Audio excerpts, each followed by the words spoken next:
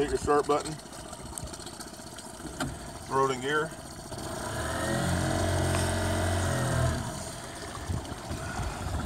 Now we're ready to use our TR1 autopilot. Down here we have our deck switch. Go ahead and hit the deck switch, turn it on. It's going to the standby mode right now. It's doing a self check, going through all the systems, making sure everything's okay.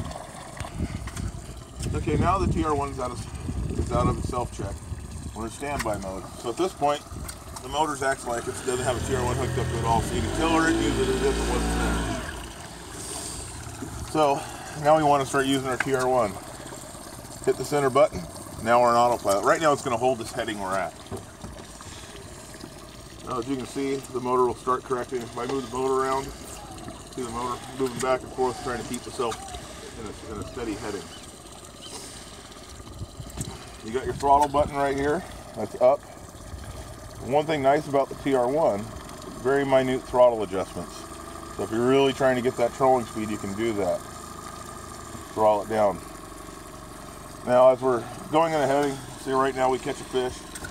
We want to get back down to the minimum idle. Hit the auto zoom button right here, takes it down.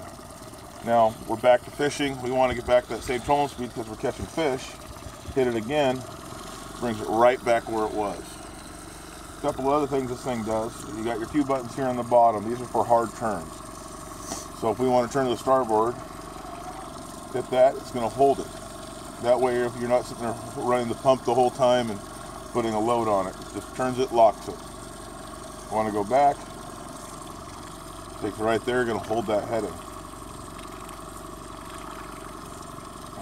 So at this point, let's say we're in trouble. We need to get out of some trouble. We need to get off the TR1. Hit the center button where it says automatic. Set it down. Now the TR1 is disengaged. You can move the boat with the kicker and get out of trouble.